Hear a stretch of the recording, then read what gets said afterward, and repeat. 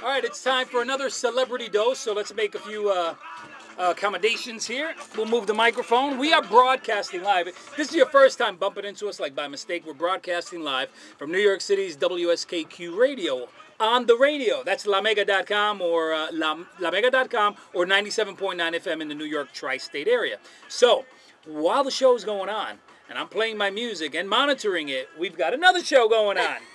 I'm j.i.starr, El Boricua de New York. And I'm Kelly B for j.i.starr.com. We do this each and every week for you. At least we try doing it every single week. It's called Celebrity Dose, and then we add in some news in and around the New York area. It might be of interest to some of you. Of course it's of interest. We're going to kick right into our Celebrity Dose, and I know that Kelly B, who's my co-producer for the radio show, and also works for Entertainment Weekly. That's You're an right. aspiring writer, correct? I am an aspiring writer right now. I do a little bit of everything, but yes, I'm at Entertainment Weekly. And interesting enough, one of our favorite people at Entertainment Weekly is Sandra Bullock. Right. And we're all really happy for her that she won this Oscar. Naturally. It's a long time coming. She's been doing 1,000 things from, she's just been all over the place in Hollywood and producing shows. And now she's all over the tabloids because of her husband, Jesse James. Yep. Can I just say that he gets the official Dog Award of the Year? We're going to keep a PG here. I'll call him loser. He gets the official Dog Award because he cheated on her while she was filming the Blind Side, which is what she won the Oscar for. While she was away for those 10 months of filming, he was playing hide and go seek with his ex and his with a prostitute, nonetheless, or a stripper. I'm sorry, not prostitute. I know that they're getting really offended. I use the no comment. Now, here's my thing, though, J.I. There is a supposed Oscar curse. Now, I've heard about it, yes. Yeah, so all these women that win Oscars, you have Halle Berry. Shortly after she won her Oscar for Monsters Ball, boom, she gets a divorce. Then you have Hilary Swank. Same $1 Million Baby, boom. Next day, she's getting a divorce.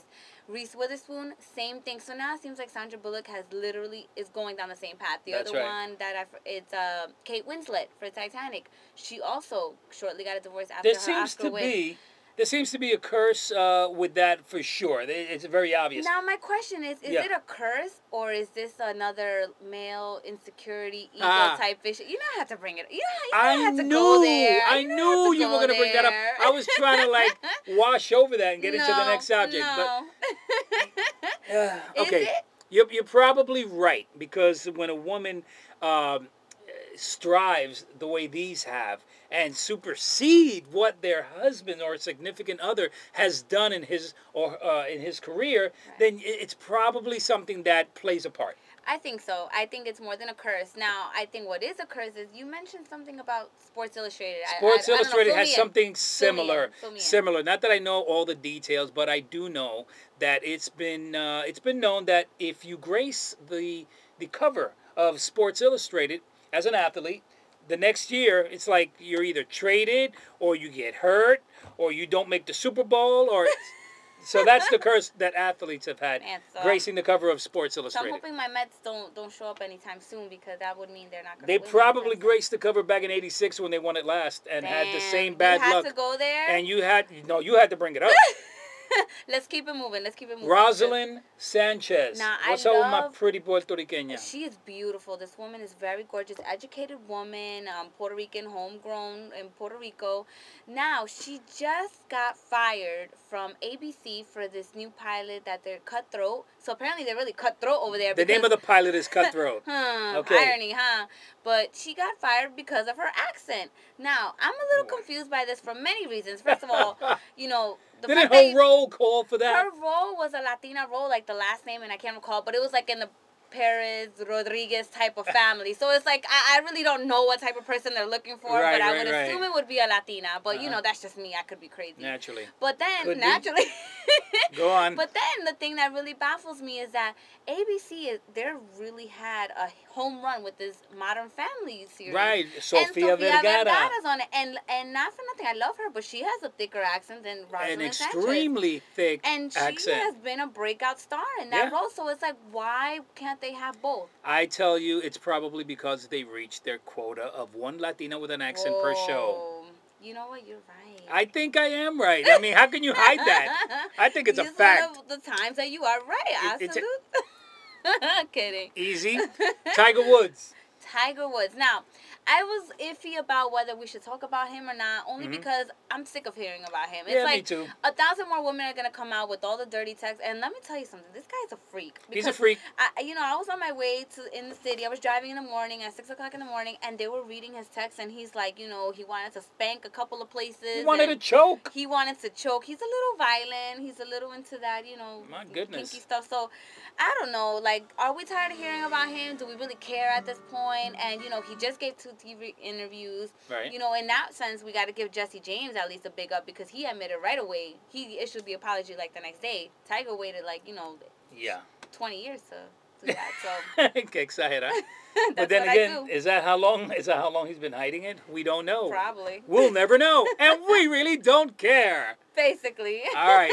A few things happening in and around our New York metropolitan area we'll mention briefly and then get into our plugs. In New York, this Sunday, I forgot today's date, to tell you the truth. What's today's date? Today's the 21st. The 21st of March, 2010, we now have in New York a 5-minute grace period on meters. Now, if you're from around the world, a different part of the country, you really couldn't care less or you have no clue what we're talking about. Well, parking is a very big deal in New York City. And now we get a 5-minute grace if the time runs out on the meter. On what days, though? Every day? I think it's every day. Well, that's pretty good because I know I've seen the meter maids, and I don't like you meter maids, that, it's like 1 minute after the meter, and they're like putting a ticket on my car. I really don't appreciate that. No, they're like this. They're like this. Or right across the street, they come running over, slap. And I hope no meter maids are watching, but even cops don't like meter maids. They're like this. Yeah, that's probably true. The only meter maids we like are the ones that watch this show right here. Exactly, because you're the exception to the rule. Absolutely. All right, listen, make sure you check out j.i.starr.com. I have a company that's basically geared towards internet marketers, but you'd be surprised at what it could do. It's very exciting, and you can get a free sample. So go to j.i.starr.com. All my information is there. The name of my company is Vox Flare. It's an internet-based voiceover type business. You have to see it. I don't want to go into too much detail right here. Don't spoil it. Also, spoiler alert.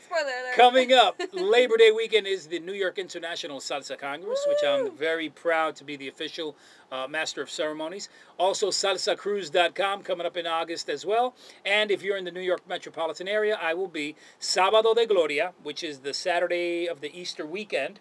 Very big night, especially for Latinos. Ooh, that's coming up already. Saturday, April 3rd, Staten Island Hilton. It's called the Hilton Garden Inn. I'll be hosting with the one and only internationally acclaimed Mr. Tony Vega. Nice. And merengue with Amarfis y la Banda de Ataque. So Tony Vega, Amarfis, one night, Sábado de Gloria. You can go to my site, j.i.starr.com, look for the information there, and you can buy the tickets right through there, actually, if you like.